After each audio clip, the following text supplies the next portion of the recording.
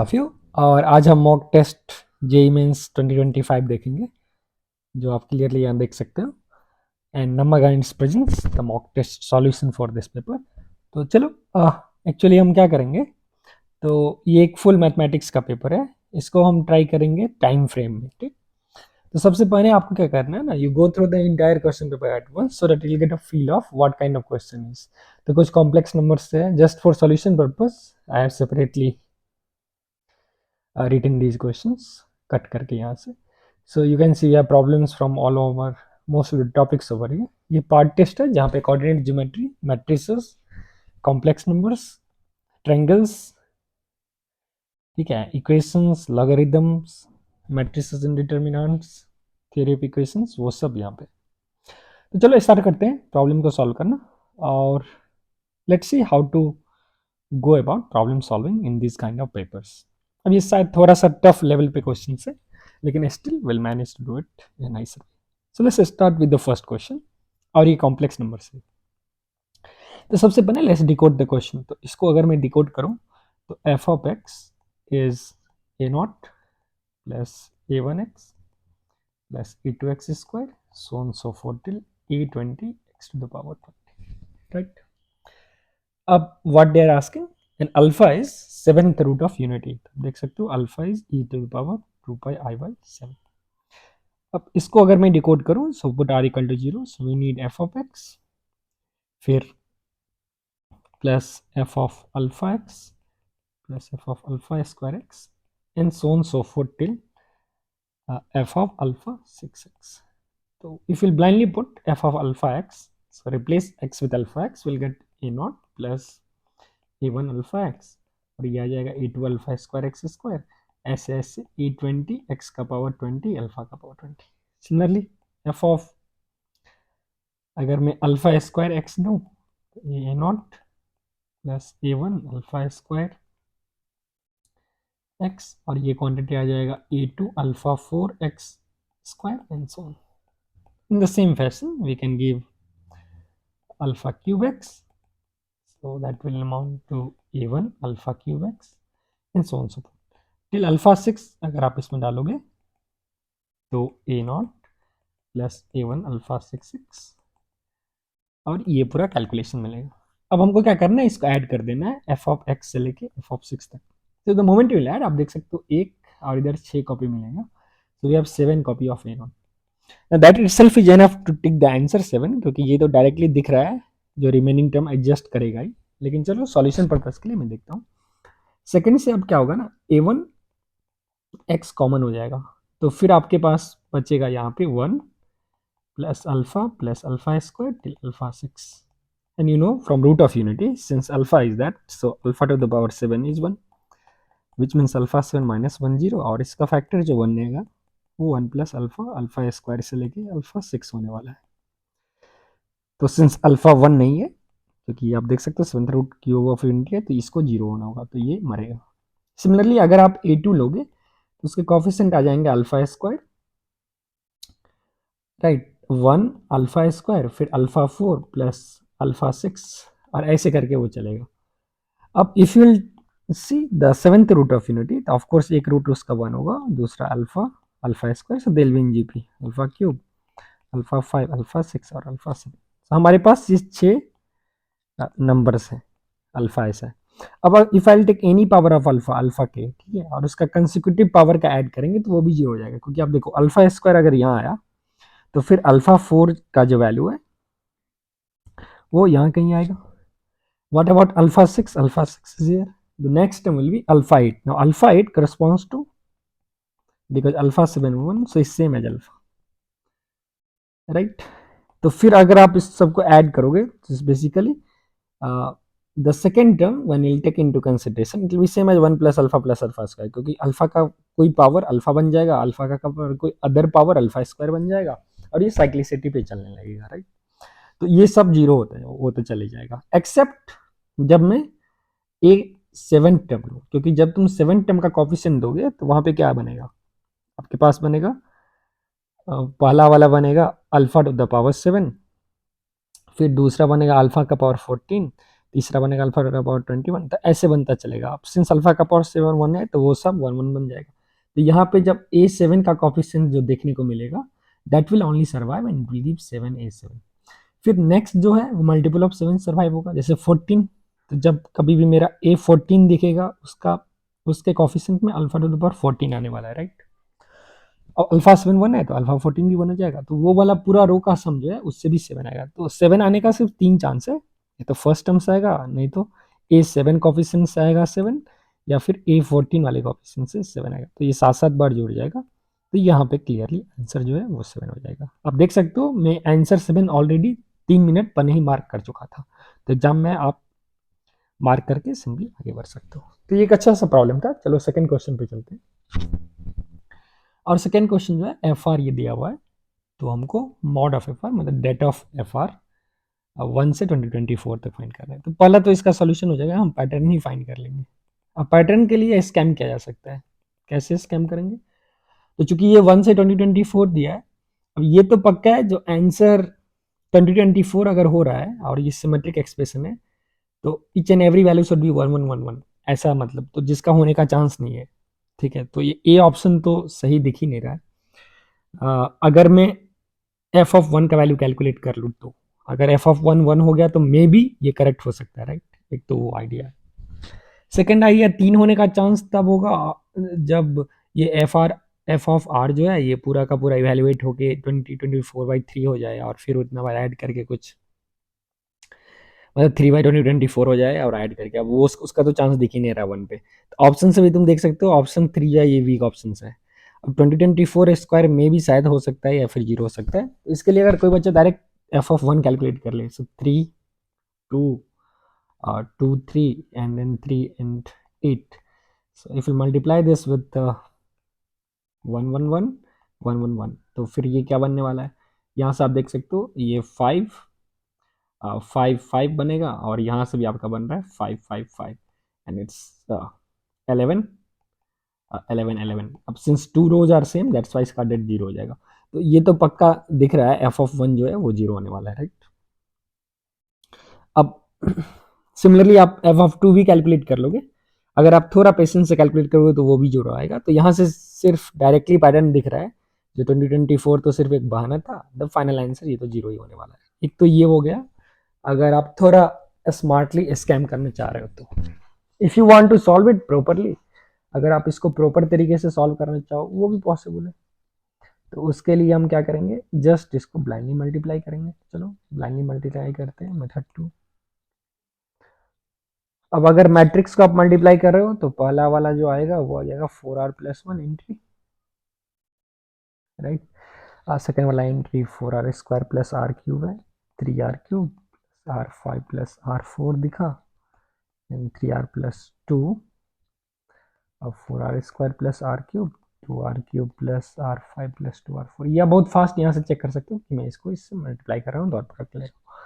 और last term है 4r+7, यहाँ से 10r² प्लस क्या मिलेगा r² × r³ और लास्ट वाला मिलेगा 3r × r², 3r 3 plus r², 3r³ sorry, so that's gonna give me 3r³ + r5 + 7r। अब तो ये आसान है क्योंकि यहाँ से r² कॉमन मिल रहा है, वहाँ से r³ कॉमन मिल रहा है। तो अगर मैं इसका डेट लूँ तो मैं डायरेक्ट बोल सकता हूँ स्क्वायर, तो r5 कॉमन आ गया और अपने पास। अब तुम देख सकते हो कॉमन आने के बाद जो तुम्हारे पास बचा वो 4r+1 4 + r, यहाँ पे भी 4 + r बचा, राइट। 3r+2 4r+7 और 10 + r, वहाँ क्या बचेगा 3 + r + r², 2 + r² + 2r and 3 + r² + 7r। अब यहाँ पे आप अगर चाहो तो R2 को रिप्लेस कर सकते हो R2 - R1 से, और R3 को भी रिप्लेस कर सकते हो R3 - R1 से। और अगर ये करोगे तो डायरेक्ट इवेलुएट आप कर लेना, ठीक है। इसमें 1 मिनट आउट जाएगा और वहाँ से आप एफ ऑफ आर का वैल्यू आएगा वो डायरेक्ट 0 आ जाएगा, वो आना ही होगा, that's why I am sure, क्योंकि मैं स्कैम से पहले ही बता चुका हूँ आपको, राइट। तो एफ ऑफ आर चूंकि 0 आ गया तो identically it will be 0 for all value, क्योंकि this what basically is asking is f of 1 + f of 2 till all the way to 2010, so all of them are individually 0 and 0 is answer। तो ये काफ़ी आसान सा question था, जिसको exam में या तो स्कैम के द्वारा और डायरेक्टली किया जा सकता था। चलो तीसरा क्वेश्चन देखते हैं। और आपको जो सॉल्व करना है उसमें जैसे सेकंड फर्स्ट क्वेश्चन तुमको अगर नहीं समझ में आ रहा है तो उसको स्किप करके सेकंड कर लेना था। That's how you have to solve the mock test. अब तीसरा देखो, ये क्या बोल रहा है, point A B C A cos वो दे रखा है और एक रिलेशन है कॉस वॉस में, फिर पूछ रहा है ऑर्थो सेंटर ओरिजिन पे है, ए बी सी इक्विलेटरल है। सबसे पहले ए का वैल्यू तो कुछ दिया ही नहीं है तो आई विल टेक 1। ये तो सबसे पहले आप काम कर लीजिए। अब मेरे पास 3 पॉइंट आएगा, cos theta 1 sin theta 1 theta 2 and theta 3। ठीक है, तो ये मेरे पास 3 पॉइंट्स अपने पास है। अब ये तीनों पॉइंट का क्या हैसियत है, इसका हैसियत यही है, इसका एसेंस है जो ये ओरिजिन से सेम डिस्टेंस पे है तो पक्का ना पक्का ये तीनों पॉइंट यूनिट सर्कल पे कहीं कहीं होगा डिपेंडिंग अपॉन थीटा। आप देख सकते हो कोई पर्टिकुलर थीटा के लिए it will B cos theta sin theta. ये 3 पॉइंट P1 P2 P3 जो है ये तो यूनिट सर्कल पे है, ये तो पक्का पता चल गया। अब मुझे एक रिलेशन दिया, अब इस रिलेशन को मैं कैसे डिकोड करूं, सिंपल है, ओपन कर लो, cos A cos B plus sin A sin B, फिर यहाँ से आएगा तुम्हारा cos A cos B plus sin 2 theta sin B और cos A cos B। Exam में आपको इतना नहीं लिखना है, ठीक है ना, प्लस साइन ए साइन बी, क्योंकि तुम कोडिंग वर्ड में भी कॉस को एग्जाम में सी लिख लो, साइन को एस लिख लो, C1 S1 लिख लो, मतलब कॉस थीटा 1 साइन। इससे आपका टाइमिंग सेव होता है, ये सब भी ट्रिक इस्तेमाल करना। अब दैट इक्वल टू -3/2, तो इसका मतलब 2 से ये सब मल्टीप्लाई कर रहा है और प्लस अगर मैं 3 लूँ तो 0 हो जाएगा। अब तुम देख सकते हो यहाँ से एक फील आ रहा है, क्या फील आ रहा है, कॉस ए कॉस बी।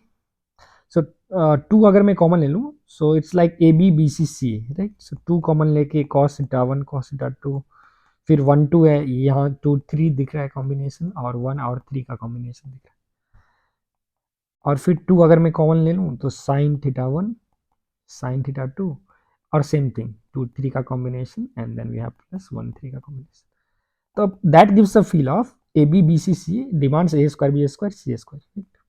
तो अब मैं cos square theta 1 plus cos square theta 2 plus cos square theta 3 अगर लिख दूँ, और देखो फिर sine square theta 1 plus sine square theta 2 plus sine square theta 3 लिख दूँ तो मेरा लाइफ सेट हो जाएगा। कैसे, क्योंकि ये ऑलरेडी मिला के 3 दे देगा।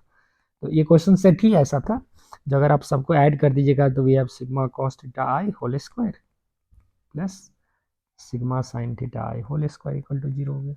अब यहाँ से क्या है, यहाँ से आपके पास बन रहा है cos थीटा आई का सिग्मा 0 और साइन थीटा आई का सिग्मा 0।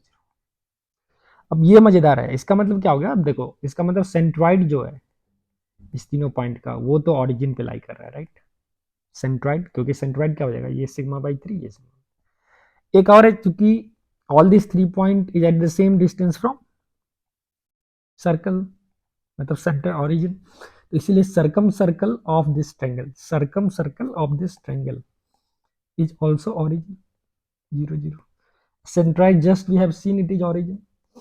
तो according to Euler's line at geo concept, centroid will be divided by into is to 1 by ortho center and circum center। तो अगर सेंट्रॉइड ऑरिजिन है और ये सर्कम सेंटर ऑरिजिन पे है तो इसको तो ऑरिजिन पे होना ही होगा। इसका मतलब तीनों का तीनों पॉइंट कॉन्साइड कर गए, तो ये तब सिर्फ पॉसिबल है। तो ये यहाँ तो पता चल गया इधर से ऑर्थो सेंटर ऑरिजिन पे, ये करेक्ट है। अब एबीसी इक्विलेटरल ट्रायंगल तो होगा ही, क्योंकि ऑर्थो सेंटर सर्कम सेंटर और सेंट्रॉइड सेम हो गया, तीनों पॉइंट सेम किस में होगा, इक्विलेटरल ट्रायंगल में। क्या इसका करेक्ट रीजन है, ठीक है, जो कि ऑर्थो सेंटर ऑरिजिन हो गया इसलिए इक्विलेटरल हुआ है, बिल्कुल सही रीजन है। क्यों, क्योंकि सेंट्रॉइड तो इसका ऑरिजिन था ही, सर्कम सेंटर ऑरिजिन था ही, उससे इसका क्या हो गया, एक्जियो कॉन्सेप्ट से ऑर्थो सेंटर भी ऑरिजिन हो गया, तो उसके कारण ये इक्विलेटरल बन गया। तो ये काफी सही क्वेश्चन था और बहुत ही बेसिक पे बहुत ही प्यारा सा क्वेश्चन यहाँ पूछा गया था। और देखो अब कैसे बेसिकली दो कॉन्सेप्ट को मैच किया जा सकता है in a proper way. So this is the best example for. चलो नेक्स्ट क्वेश्चन की ओर बढ़ते हैं, और नेक्स्ट फिर से सर्कल से। Let's see how to solve this.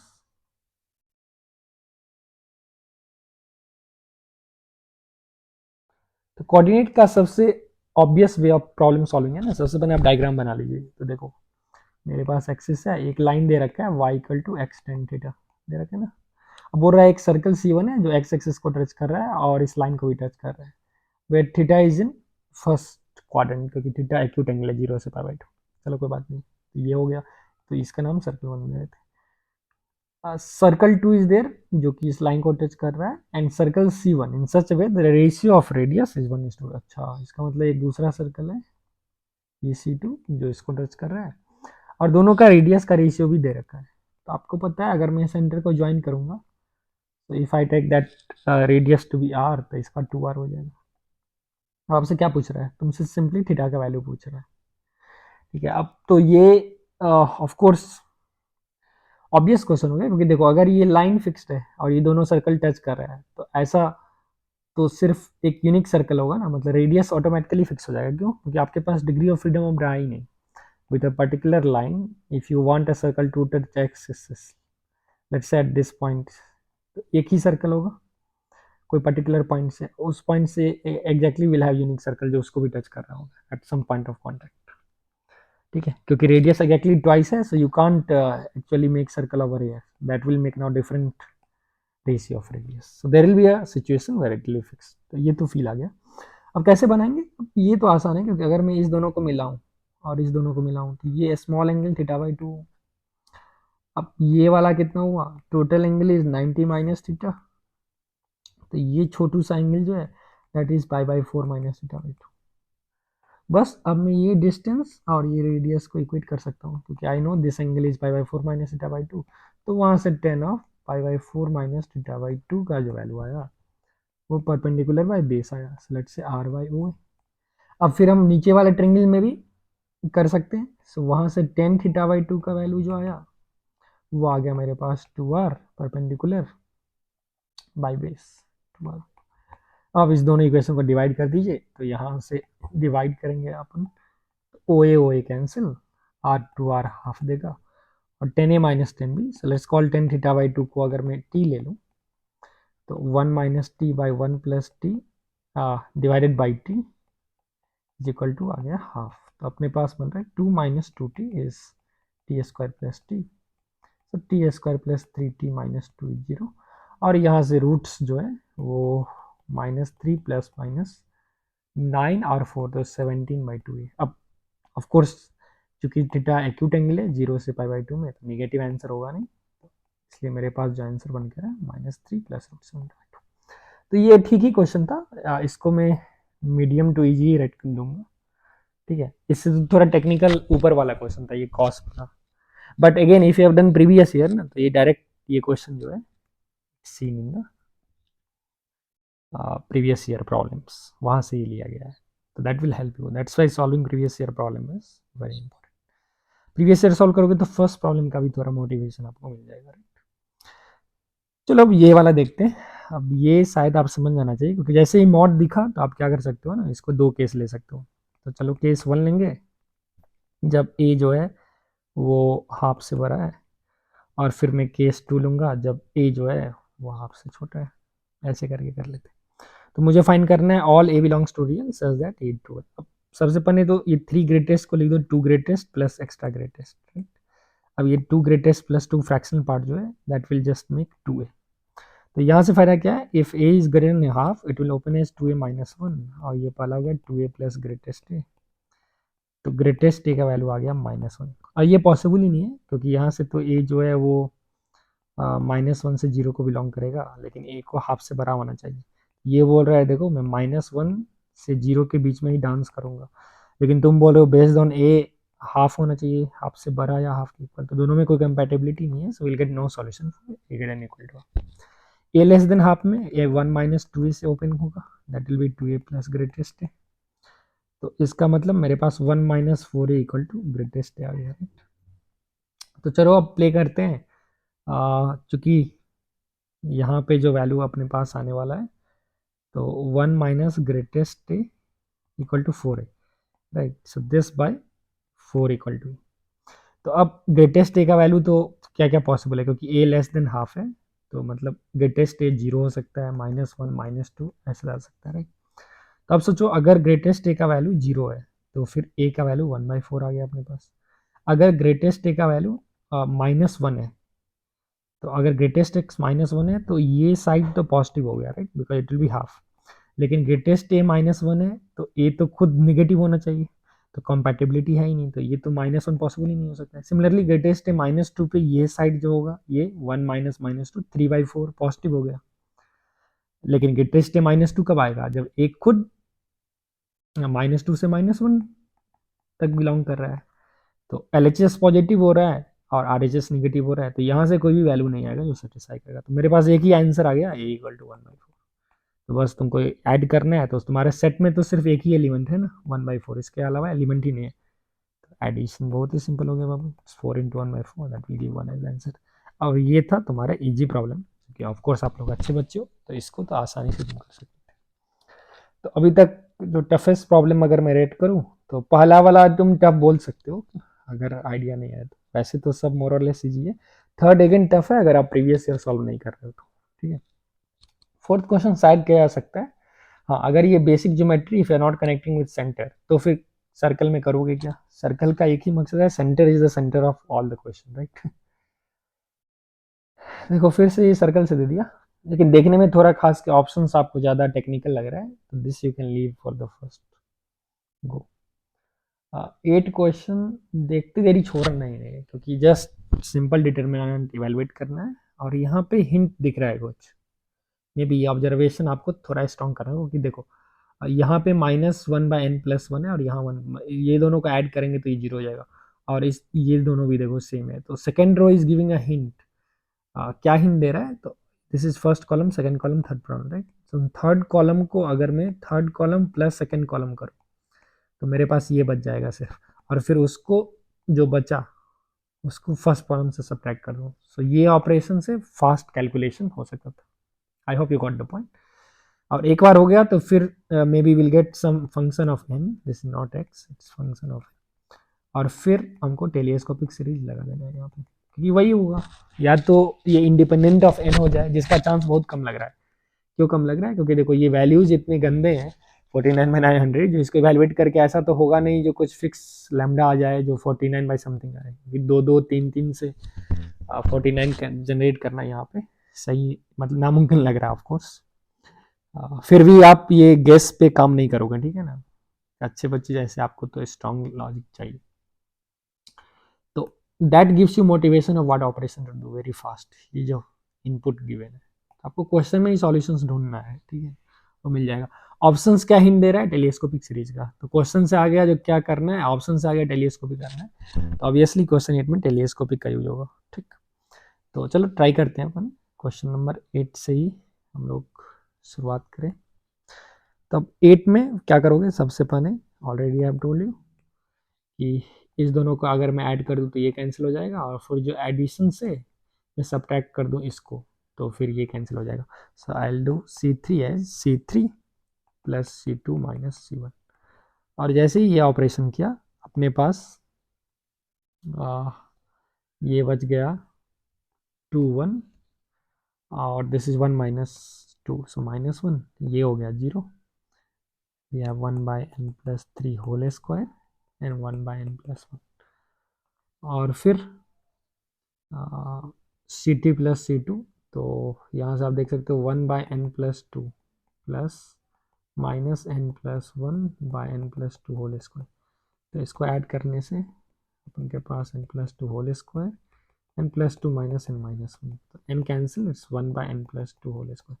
अब ये मजा आ गया क्योंकि देखो यहाँ लिखा है तो ये भी 0 हो गया, तो अब तो बहुत ही इंटरेस्टिंग सिचुएशन बना उस हिंट से। क्या बना, अब इस f ऑफ n को आई कैन आसानी से एक्सपेंड, अब एक्सपेंड आप करोगे इसके अलॉन्ग कर लो, प्लस माइनस प्लस, तो ये थर्ड कॉलम की ओर, so will have -1 times simply 1/n+1 n+3 whole square -1/n+1 into n+2 whole square, right.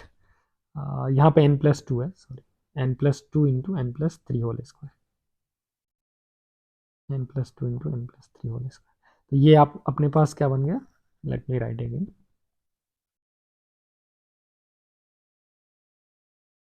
So we have n+2। अब डायरेक्ट अगर आप एक्सपेंड कर दो तो माइनस टाइम्स ये इंटू ये माइनस ये टाइम्स ये, सो we have 1/n+2 into n+3 square minus 1/n+1 into n+2 whole square, ये बना। अब माइनस से मल्टीप्लाई कर लो, सो 1/n+1 n+2 square minus 1/n+2 into n+3 square. अब ये देखो कितना शानदार सा हो गया, क्योंकि already it's like something and so it's some function of n say n, और यहाँ पे लिखा हुआ है साई ऑफ n+1। ये तो टेलीस्कोपिक हो गया, क्योंकि यार एक बार n से रिप्लेस कर रहा है, just I will do sigma from wherever they want. 1 से 7 पूछ रहा है, 1 से 7। तो अगर मैं फर्स्ट टर्म अगर इसको डिकोड करूँ तो आई गेट 1/2 इंटू 9, राइट। फिर यहाँ कुछ टर्म आएगा, फिर सेकेंड टर्म अगर करूँ मैं तो ये वाला इससे कैंसिल हो जाएगा। So finally will be left with the last term. तो फर्स्ट और लास्ट को अगर आप इवेलुएट करोगे तो शायद जो वैल्यूज मिलेगा दैट विल गेट 49/900, ठीक है। ये वैल्यू आपको मिलेगा फर्स्ट और लास्ट टर्म। सिमिलरली 7 यहाँ पुट कर दो, तो 7 अगर पुट करोगे तो ये वाला बचेगा, राइट, 8 और 81। तो आप उसको फाइनली इवेलुएट करोगे तो you can see option A. अब यहाँ पे ये क्वेश्चन आसान था, I read this as medium to easy question, क्योंकि एक बार आप वो ट्रिक देख लिए जो क्या ऑपरेशंस करना है, उसके बाद टेलीस्कोपिक में दिमाग नहीं लगाना था, राइट, क्योंकि वो self telescopic series problem setter ने दे दिया था। यूजुअली क्या होता है ना, जैसे इसको एलसीएम करके आपको दे दिया रहेगा and then you need to separate as something something and write this as something minus something. तो यहाँ पे ये चीज़ करना थोड़ा टेक्निकल हो जाता है। मतलब यहाँ पे आइडिया है जो कैसे भी आप एफ ऑफ एन है, एफ ऑफ n-1 इसके सराउंडिंग एफ ऑफ n+1 उससे रिलेट करो, बट यहाँ पे directly they have given, so I write this as easy to me. 6 question को देखो, अगर तुम ट्राई करना, अगर एक बार में ही समझ गए तो सही है, नहीं तो फिर स्किप कर देते हैं। तो let me solve like a student. इसमें हम क्या करेंगे, सपोज अ रे ऑफ लाइट, रे along tangent drawn to a point P 1,1, और ये एक स्टैंडर्ड सर्कल है जिसका रेडियस 2 है, गेस रिफ्लेक्टेड फ्रॉम लाइन में, ठीक है। रे along a tangent, तो एक इधर टेंजेंट ड्रॉ कर लो इस पॉइंट पे, रे along tangent drawn at point इतना on the line, gets reflected from line L where line L is at a distance 2 unit from point P, ठीक है। if refracted ray passes through center of given circle then the slope of line। तो अपने question समझने का प्रयास करो। तो ये एक इंसिडेंट रे ना along टेंजेंट आ रहा है, so ray of light is coming along this, ठीक है। अब now there is a line L, अब L किधर है, is gets reflected from line where L is distance of 2 from point P, ये पॉइंट P से 2 यूनिट के distance में, तो मान लो यहाँ से कुछ परपेंडिकुलर पकड़ लो, तो यहाँ से 2 यूनिट के डिस्टेंस में एक लाइन L रखा हुआ है। अब this line L is acting like a mirror, so after reflection the reflected ray should pass through the centre, वापस इससे पास कर रहा होना चाहिए, right. Then the slope of line है। तो देखो कितना प्यारा सा क्वेश्चन है। फिर अगर आपको आइडिया हिट कर गया तो सही है, नहीं हिट किया तो छोड़ दो। तो अब देखो ये already according to law of reflection जो होगा, तो यहाँ पे मेरे पास एक at this point let's call point P पे if I draw line which is perpendicular to L, L perpendicular, तो ये दोनों एंगल आपस में इक्वल हो जाएंगे, थीटा और थीटा, राइट। अगर मैं इस सेंटर सी को पी से जोड़ूं तो ये भी 90 है, राइट। ये आप देख रहे हो, वो क्लियरली जो है वो आपका 90 हो गया। तो अब मेरे पास कुछ एंगल चेंजिंग भी आप कर सकते हो, ठीक है। या फिर आप बोल सकते हो अगर ये थीटा है तो सिंस दिस इज परपेंडिकुलर, देखो इस लाइन पे ये एल परपेंडिकुलर बनाया हुआ है and this guys is also perpendicular, तो ये दोनों लाइन जो है वो पैरेलल होंगे। Let me draw diagram properly. So let's से P is the point of contact, यहाँ से when I am drawing perpendicular this line and this given line L perpendicular is parallel, right? PM is parallel to L perpendicular। अब इससे क्या होगा ना, इससे तुम आसानी से एंगल ट्रैक कर सकते हो, क्योंकि फाइनली तुमसे पूछ रहा है स्लोप ऑफ लाइन है, so I have to find m of this line, slope of this line। अब टेंजेंट का इक्वेशन तो मुझे पता है, ये x प्लस वाई का 2 हो जाएगा, क्यों, क्योंकि just replace x with x x1, so x into 1 plus y y 1 equal to 2। तो ये तो सिंपल होगा टेंजेंट लाइन का इक्वेशन, यहाँ पे इंसिडेंट रे का इक्वेशन। आपको पता है reflected ray will pass through 0 0, right. तो इस केस में आप क्या कर सकते हो, इस दोनों ट्रायंगल को, ठीक है, इस दोनों ट्रायंगल को आप चेंज कर सकते हो, एंगल्स चेंजिंग कर सकते हो, क्योंकि एक्स एक्सिस कुछ यहाँ होगा, this is x axis, so ultimately I need to find this angle, right, alpha. So how will I relate alpha with theta? तो अब that's not difficult क्योंकि this entire angle is 2 theta, right?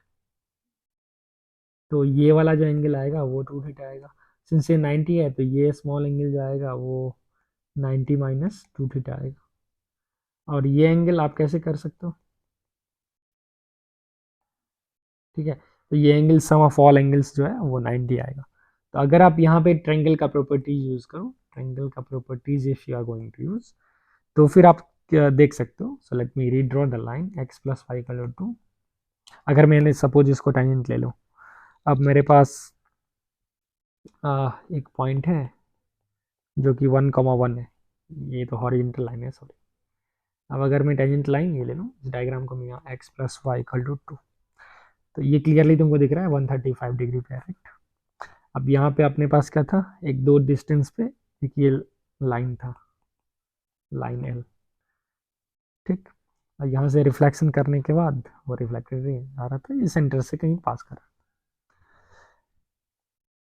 अब ये 135 degree पे, ठीक, तो ये suppose this angle is alpha और अल्फा हो जाएगा, तो ये एंगल कितना होने वाला है, ये तो 90 माइनस अल्फा हो गया, ये भी 90 माइनस अल्फा हो गया, रीजन बिंग क्योंकि आप ये जो है ये लाइन मिरर से ये पूरा 90 बना रहा है, ठीक, तो अगर ये अल्फा है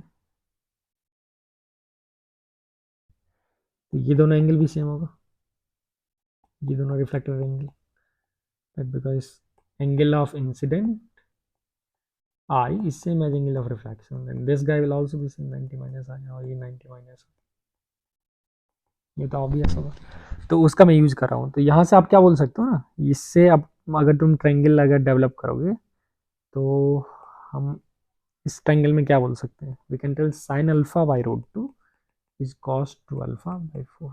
अब ये कैसे बता सकते हैं बताओ, क्योंकि आपके पास ये जो डिस्टेंस गया ये ऑलरेडी 2 दे रखा है, राइट, और ये पूरा एंगल 2 अल्फा है, तो ये वाला जो एंगल होगा, because this is 90, this is the mirror, right, तो अगर ये मिरर है तो ये 90 माइनस अल्फा हो गया। अब इस ट्रायंगल में अगर कॉस की बात करो तो I can tell cos 90 minus alpha is base by hypotenuse, right.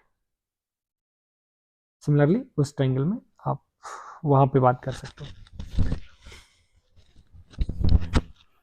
तो अब मैं क्या कर सकता हूँ एंगल चेंजिंग से, तो फिर मैं क्या कर सकता हूँ, थोड़ा आप अगर आप एंगल चेंजिंग करो तो ये आंसर आ जाएगा आपके पास, so that you can try, क्योंकि आपके पास already I have shown you a triangle, इस ट्रायंगल में, या फिर तुम डायग्राम को अगर इधर ले आओगे तो इस ट्रायंगल में अगर तुम थोड़ा एंगल को रिलेट करो और ये डिस्टेंस ही पता है तो आप देख सकते हो यहाँ पे भी रिलेट कर सकते हैं एंगल्स को, so clearly you get this option, so this you can try by home. आप ट्राई करोगे तो साइन अल्फा का जो वैल्यू आएगा वो -1 तो बाई रूट आने वाला है। तो ये एक अच्छा क्वेश्चन था। चलो नेक्स्ट क्वेश्चन ट्राई करते हैं, और ये कॉम्प्लेक्स नंबर से, तो सबसे पहले फिर से अब आप स्किप करके आगे बढ़ जाओ क्योंकि 11th क्वेश्चन आसान है, locus of point is chord of contact. तो अगर मुझे ट्राई करना होगा तो सबसे मैं 11th क्वेश्चन ट्राई करूंगा कॉन्फिडेंस गेन करने के लिए, राइट। चलो पहले 11th ही ट्राई कर लेते हैं। क्या बोल रहा है, एक सर्कल है जिसका सेंटर इज 1,-2 और रेडियस यहाँ से निकाल लिया जाए, सो 1² प्लस -2² 4 आ जाएगा, और ये -20 प्लस 20, सो इस √25 विच is 5, so radius is 5, right. अब बोल रहा है एक पॉइंट P का लोकस जहां से chord of contact, so what is chord of contact, is the chord connecting point of contact drawn from external point, A B is chord of contact, ये हो गया chord of contact. This subtends 2π/3 at the centre, ठीक है। अब ये जो है वो सेंटर पे, तो आप देख सकते हो पॉइंट ए पे अगर मैं टेंजेंट बी से अगर मैं सेंटर को ज्वाइन करूँ तो ये जो एंगल है ये होना चाहिए कितना 2π/3 विच इज 120 डिग्री। तो अब देखो ये आसान क्वेश्चन है क्योंकि आपको पता है ये 90 और 90 होगा, टेंजेंट जो होगा ऑलवेज 90 होगा रेडियस वेक्टर से। तो ये 120 है तो ये मेरे पास 60 हो गया। तो अब मैं पॉइंट पी का डायरेक्ट लोकस अल्फा बीटा जो है रिलेशन ये फाइंड कर सकता हूँ। कैसे? क्योंकि अगर मैं ज्वाइन करूँ पी को सेंटर के साथ, so this distance is already known, ये रेडियस 5 है और ये एंगल पता है 30 है। तो अब मैं डायरेक्ट लगा दूंगा tan 30 equal to perpendicular by base. और चूंकि मुझे ये वैल्यू फाइंड करना है पीसी, तो पीसी का वैल्यू कैसे रखूंगा? Sine 30 is perpendicular which is 5 by hypotenuse, तो हाइपोटेनस पीसी का वैल्यू हो गया। साइन 30 हाफ हो गया, तो यहाँ से मेरा पीसी का वैल्यू 10 हो गया। और ये हो गया सुपर इजी क्वेश्चन, क्योंकि देखो पॉइंट सी फिक्स पॉइंट है, point C is a fix point. अब पॉइंट पी का लोकस क्या होगा? तो ये point P belongs to R2, ये 2D प्लेन में कैसे है? so that is distance from this is always fixed, तो ये 10 डिस्टेंस पे, तो of course it will circle. तो यहाँ से तो हो गया ये एक सर्कल ही होगा जिसका रेडियस क्या है 10 है, आपसे पूछा भी था सिर्फ रेडियस में से डिस्टेंस, तो इसको विल रेट है इजी क्वेश्चन। अब ये कॉम्प्लेक्स नंबर क्वेश्चन है, जेड सेटिस्फाई कर रहा है। अब ये देखने में ही बहुत भयानक लग रहा है, right? It's feeling to problematic this problem, क्योंकि z cube is alpha cube z one cube फिर one minus alpha cube z cube. सबसे पहले क्वेश्चन पढ़ लो, plus 3 alpha minus alpha square,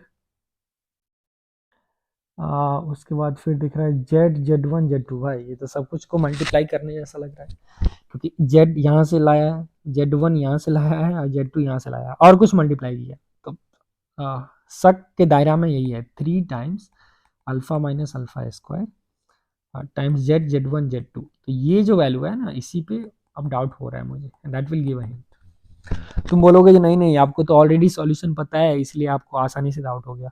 of course ये ऑब्जर्वेशन टेक्निकल है, क्योंकि ये क्वेश्चन मैंने खुद बनाया था, ठीक है? तो मतलब मैंने भी किसी सोर्स से ही लिया था, ये स्टैंडर्ड क्वेश्चन कुछ खास है नहीं इसमें। लेकिन देखो अब खास नहीं, जब तुम ये रियलाइज करोगे ना ये तीनों को यहाँ से लिया गया है, तो अब देखो वो एक cube something cube plus something cube plus something cube plus 3 times their product, Golu Bholu Bikki cube plus 3 Golu Bholu Bikki, feel आ रहा है a cube plus b cube plus c cube minus 3 ABC का, बस वही हिंट डिकोड कर दो। तो पहला का जेड क्यूब लिखो, दूसरे को minus alpha z one whole cube, सबको उस साइड ले आइए। और तीसरे को आप लिख सकते हो वन माइनस, फिर ये कितना हो जाएगा? It's minus one minus alpha whole z two, फिर जेड टू और this whole cube, a cube plus b cube plus c cube minus 3 b c, तो minus 3 z two minus alpha z one, और फिर आपके पास एक आ जाएगा minus 1 into one minus alpha z two. देखो अब अगर आप देखोगे तो अगर अल्फा अंडर लिया हुआ तो अल्फा माइनस अल्फा स्क्वायर हो गया, और फिर वो 3 जीरो वन टू, तो पूरा लाइव सेट है। तो ये किस फॉर्म में? It's like alpha cube plus beta cube plus gamma cube minus 3 alpha beta gamma equal to 0। अब ये दो कंडीशन में पॉसिबल है, या तो तीनों का तीनों इक्वल हो जाए, नहीं तो उस तीनों का सम जो है वो 0 हो जाए, आपको पता है। अब तीनों का तीनों यहाँ इक्वल नहीं हो सकता, क्यों? क्योंकि अगर तीनों इक्वल होगा तो that means minus alpha z one will be minus one minus alpha z two. अब ये पॉसिबल ही नहीं है, क्योंकि z one by z two जो है वो one minus alpha by alpha हो जाएगा, which is 1 by alpha minus 1. Now this RHS is a real number, क्यों? Because they have mentioned alpha is real number। देखो लेकिन Z1 by Z2 का value दिया हुआ है, they have given Z1 and Z2, तो ये तो आप इवेलुएट करोगे तो definitely it will be something plus something I times something, so that possibilities is gone, right? तो पहला वाला पॉसिबिलिटीज गया। So next possibilities alpha plus beta plus gamma जो है वो 0 होगा, alpha plus beta plus gamma 0, which means Z plus minus alpha Z1 and plus minus 1 minus alpha z2 ये 0 होगा, which means z is alpha z1 plus 1 minus alpha z2। अब ये दिखा हुआ लग रहा है क्योंकि डिनोमिनेटर में कुछ नहीं है तो 1 है। अब 1 को मैं कैसे लिख सकता हूँ? अल्फा प्लस 1 माइनस अल्फा, क्योंकि सम ऑफ कोएफिशिएंट इज 1। अब उसमें मजा आ गया, because now it feels like we have complex number z1 and z2 in complex plane। Basically we have 2 point x1 y1 and x2 y2, right? Such that we have another complex number z which divides this internally in the ratio alpha और 1 minus alpha. Internally externally का बात नहीं कर रहे क्योंकि alpha real number है, ठीक? तो अल्फा अगर रियल नंबर है तो आप इस लाइन में कहीं जा सकते हो। ये और थोड़ी क्वेश्चन को अच्छे कर सकते थे, अल्फा को 0 से 1 के बीच में रख के, तो फिर आप ये लाइन सेगमेंट पे होते, राइट? तो फिर minimum distance from A point two line segment ये इंटीरियर पॉइंट में भी आ सकता है, depending upon foot of perpendicular बाहर जा रहा है या अंदर जा रहा है। एनीवे तो ये तो पूरा लाइन को ही रिप्रेजेंट कर दिया। अब तो मजा ही आ गया कि अब मजा कैसे आ गया, क्योंकि आपके पास आर्कन प्लेन है और कार्टेशियन प्लेन जो भी बोलो, एक पॉइंट है 3,4, दूसरा 1,-2, तो अपने पास 3,4 और एक आ गया 1,-2। अब जेड का जो लोकस है वही इंटायर लाइन है, क्योंकि अल्फा कहीं से कहीं जा सकता है। आपसे पूछ रहा है क्या minimum value of mod z. So what is mod z? Mod z is mod z minus 0, which is root over x square plus y square. So basically if we have any point x comma y which is moving on this line, तो मुझे minimum distance चाहिए, means perpendicular distance चाहिए बस। और line का equation आप लिख लीजिए, y minus 4 equal to slope is 6/2 into x minus 3। तो यहाँ से आ गया y minus 4 is 3x minus 9, so y minus 3x अब प्लस 5 इज 0। अब इसका डिस्टेंस ओरिजिन से क्या होगा, तो मिनिमम डिस्टेंस आएगा 5/√10। अब √10 को आप लिख सकते हो √5 इंटू √2, √5 गया, सो √5/2 इज द आंसर। तो आपको इसीलिए मॉड जेड स्क्वायर पूछ रहा है, वो तो मॉड जेड का वैल्यू हो गया, मॉड जेड स्क्वायर हो गया √5/2 होल स्क्वायर, जो कि ऑप्शन बी हो गया 5/2। तो ये भी आसान क्वेश्चन नहीं था, इसलिए मैं बोला ये पेपर में थोड़ा हर एक क्वेश्चन खुद में टेक्निकल थे, तो आपको चुन चुन के मारना होगा, राइट। मीन्स आपको पकड़ पकड़ के आसान क्वेश्चंस पकड़ना होगा। अभी भी तुम देखो, जैसे ये जो ज्योमेट्री वाला खास कर रिफ्लेक्शन वाला सर्कल का था, वो अभी मैं खुद पूरा नहीं किया, क्यों, क्योंकि वहाँ पे आप सॉल्यूशन ऑफ ट्रायंगल भी थोड़ा चेंज होगा, तो इसलिए मैं क्या किया, मैं नेक्स्ट क्वेश्चन पे जा रहा था। अब फिर अगर तुम कोऑर्डिनेट को लाइक करते हो तो ये सम ऑफ रेड्डी वाला बनाओ, अगर मैट्रिक्स को ज़्यादा लाइक करते हो तो मैट्रिक्स वाला उठा लो। अब मैट्रिक्स में देखो 2x2 दिया हुआ है और कुछ कुछ ए बी ए ऐसा काम चल रहा है, तो शायद ए ही कुछ अच्छा हो जाए, आई हो जाए, या फिर ए आइडेंटिटी हो जाए। ठीक है, अब ये आइडिया क्यों आया, क्योंकि अब प्रीवियस ईयर सॉल्व करोगे तो देखोगे जब हायर पावर्स है ना, तो we have to find a pattern, या तो वो हो जाएगा, नहीं तो अगर आप जैसे ए बी टी है, फिर से इसको मल्टीप्लाई कर देंगे ए बी टी से, फिर से करना है, ऐसा भी हो सकता है ना, ए टी और ए ट्रांसपोज मिलके कुछ अच्छा आ जाए, अच्छा मतलब आइडेंटिटी हो जाए, नल हो जाए, तब तो मजा ही आ जाएगा। तो यही आपसे पूछ रहे हैं ट्रेस ऑफ दिस मैट्रिक्स सी। तो सबसे पहले तो मैट्रिक्स सी को अपन क्या करेंगे, सिंप्लीफाई कर लेंगे, राइट। अब देखो वही होगा जो होना था, तो अगर आप ए ट्रांसपोज और फिर से अगर सबसे पहले कैलकुलेट करोगे, क्योंकि तुमको ये कैलकुलेट करना है वर्सेज ए ट्रांसपोज, ये कैलकुलेट करना है, तो दो चीज़ तुमको कैलकुलेट करना है। तो यहाँ पे अगर मैं ए ट्रांसपोज कैलकुलेट करूँ तो 1-2 0 1 और B5 2 2 1, और फिर ए ट्रांसपोज क्या गया 1-2, रो को कॉलम बना दो 0 1। और अगर आप ये कैलकुलेट करने जा रहे हो तो लेट्स कैलकुलेट एसोसिएटिव में, आप किसी दो को पाने मल्टीप्लाई कर सकते हो, इस दो को या इस दो को, फर्क नहीं पड़ता। अगर मैं यहाँ से करूँ तो 5 और -2, ये 3 आएगा, वो 2 दिया, यहाँ से 2 - 2 0, नाइस, और यहाँ से 1, and we have 1 - 2 0, and if I multiply this तो ये आया अपने पास 3 और 2 - 2 0, ये 0 और ये 1। तो कहीं हमने किया है कैलकुलेशन मिस्टेक। अब मैं कैसे श्योर हूँ ये कैलकुलेशन मिस्टेक है, क्योंकि ये ए ट्रांसपोज है ना, 1 - 2 0 1, 1 - 2 0 1, 5 2 2 1, ठीक है। सो 5 - 4, अब देखो यहाँ 3 नहीं आएगा, यहाँ 1 आएगा, और इसको कहते हैं सिली मिस्टेक। इसीलिए आप हड़बड़ा के मत कीजिए, जैसे हम यहाँ हड़बड़ा गए तो मार्क्स खो गए, फालतू का टाइम लग गया। ये भी एक लर्निंग है, आप आराम से कीजिए। देखो यहाँ पे कैलकुलेशन मिस्टेक किया है ना, 5 × 1 -2 × 2 को मैंने 3 लिख दिया, तो ये भी आपको सीखना है। तो यहाँ से आ गया 1, अब फिर देखो चेक करो, डबल टाइम लग गया। 5 × 0 2 × 1 2 है, ठीक है, 2 - 2 0 आया और ये 1 आया। अब अगर मैं करूँ तो फिर क्या आ रहा है, अब 1 × 1 ये 1 आएगा, और वो मेरे पास 0 आ गया, ये 0 आ गया, ये 1 आ गया, और ये बन गया आइडेंटिटी। तो ए ट्रांसपोज जो है वो अपने को मिल गया आइडेंटिटी मैट्रिक्स, राइट। अब इसका मतलब ए ट्रांसपोज भी वही आएगा क्या, ए ट्रांसपोज वही आएगा, बिल्कुल वही आएगा, क्योंकि आप देख सकते हो क्वेश्चन में बी ट्रांसपोज और बी सेम है, क्योंकि बी सिमेट्रिक मैट्रिक्स है। इसके अबाउट सिमेट्रिसिटी है, तो बी ट्रांसपोज एम बी इससे। तो हो गया, क्वेश्चन हो गया खत्म। तो ये तो बहुत ही आसान क्वेश्चन था क्योंकि आइडेंटिटी है, आई का पावर 25 आई, ये भी हो गया आई, आपके पास ए ट्रांसपोज आ गया। ठीक, अब ए और ए ट्रांसपोज को तुम आराम से कैलकुलेट कर लो, इसको मल्टीप्लाई कर ले भाई। चलो कर देते हैं, फिर आप बोलोगे पूरा सॉल्यूशन नहीं बताता है। तो 1 - 2 0 1, 1 - 2 0 1,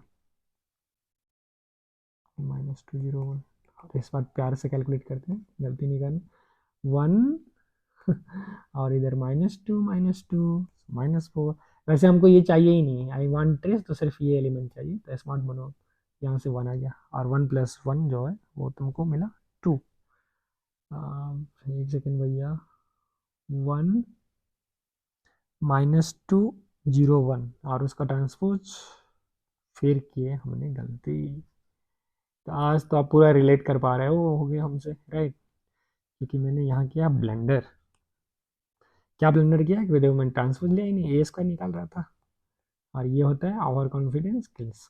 तो 1 - 2 0 1, इस बार तो भाई तुमको उड़ाएंगे। तो इट्स 1 और 4 5, और यहाँ क्या दिखेगा आप उनको, सेकेंड से सेकेंड 1, ये आई डोंट केयर, ये आई डोंट केयर, 5 + 1 6 आंसर है, और इस बार इसको लॉक कर दिया जाए। नेक्स्ट क्वेश्चन पे आते हैं, sum of reciprocal of radii. ठीक है, तो अब which touches the all the lines, तो सबसे पहले तो आप समझ लो भाई, ये तो लाइन को रिप्रेजेंट करेगा, और वो टफ नहीं, एक्स वाई कॉमन उठाओ, इट्स x - 2y - 4 = 0 आ गया। अब बोल रहे हैं अपने पास जो है वो कितना लाइन बना, एक तो x = 0 y axis, y = 0 x axis, और ये तीसरा लाइन बनने x - 2y = 4, y0 पे x4, x0 पे y -2। अपने पास ये 3 लाइन। पूछ रहा है सम ऑफ रेसिप्रोकल ऑफ ऑलरेडी। वाह वाह, बहुत